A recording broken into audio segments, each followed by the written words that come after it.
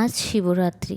মা বলল, কখনো তুই তো শিবরাত্রি করিসনি, এবার একটু কর, যদি ভালো বর পাওয়া যায়। না না, তার আশায় আমি শিবরাত্রি করিনি। আমি কখনোই শিবরাত্রি করি না, কারণ এই পুজোয় প্রহরে প্রহরে জল দিতে হয় সারা রাত জেগে, যেটা আমি পারি না। তার উপর আমি না খেয়ে থাকতে পারি না, কারণ আমার অ্যাসিডিটি হয়ে যায়, ঘাড় মাথা যন্ত্রণা করে। তার জন্য তেমন উপোস আমি থাকি না। আজ একটু থাকলাম, কিন্তু প্রহরে প্রহরে জল দেব না, একবারেই ভগবানের মাথায় জল দেব, তারই প্রিপারেশন করছিলাম।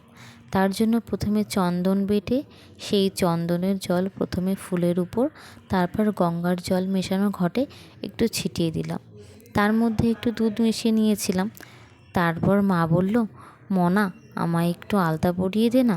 তাই মাকে একটু আলতা পরিয়ে দিচ্ছিলাম। তারপর চলে গেলাম পুজো দিতে। প্রথমে মা সব নিয়ম মেনে পুজোটা দিল। প্রথমে জল ঢাললো, তারপরে ফুল দিল, তারপর প্রসাদ দিল, শেষে প্রণাম করলো।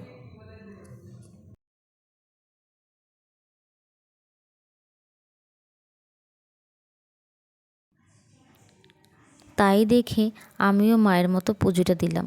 প্রথমে জল ঢাললাম, তারপরে ফুল দিলাম, তারপরে ভগবানকে প্রসাদ দিয়ে প্রণাম করে নিলাম।